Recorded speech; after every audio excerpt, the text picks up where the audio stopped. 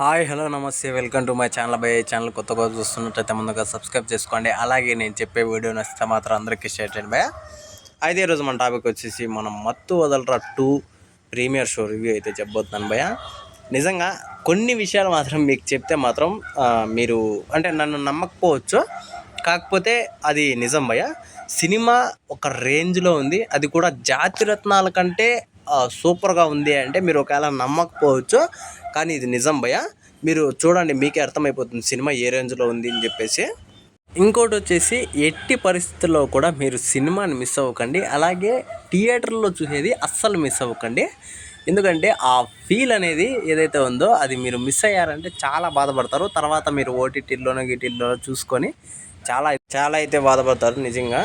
అయితే ఇంకోటి వచ్చేసి సినిమా పరంగా మీరు చూసుకున్నట్లయితే స్టోరీ అనేది చాలా సింపుల్గా ఉంటుంది. అసలు చాలా సింపుల్ అంటే చాలా సింపుల్గా ఉంటుంది. మనకు పార్ట్ 1 డ్రగ్స్తో ఎలా అయితే ముగిస్తుందో అలాగే పార్ట్ 2 అక్కడి నుంచినే స్టార్ట్ అవుతుంది. కాకపోతే ఇక్కడ ఒక ట్విస్ట్ ఉంటుంది భయ్య.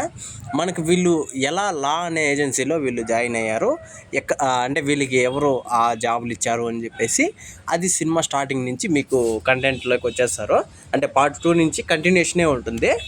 అంటే వీళ్ళు ఆ ఏజెన్సీలోకి ఎలా రాగలిగారు, ఆ ఏజెన్సీ నుంచి మీరు ఎలా చూడగలిగారు అని చెప్పేసి.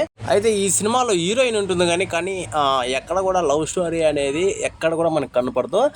సినిమా మొత్తం ఒక ఎంటర్టైన్మెంట్, ఒక కామెడీతోనే అసలు సినిమా కూడా ముగిస్తుంది. మళ్ళీ లాస్ట్లో చిన్న ట్విస్ట్ ఉంటుంది భయ్య, అది నిజంగా మీరు మాత్రం పక్కా అవాక్ అవుతారు ఆ ట్విస్ట్తో.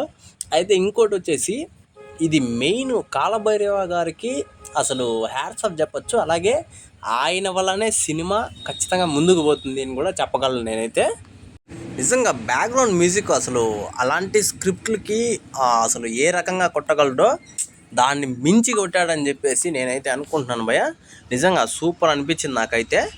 ఇంకా సత్య అన్న కామెడీ, మన హీరో అన్న కామెడీ అసలు ఒక రేంజ్ని మించి ఒక రేంజ్లో ఉంటుంది.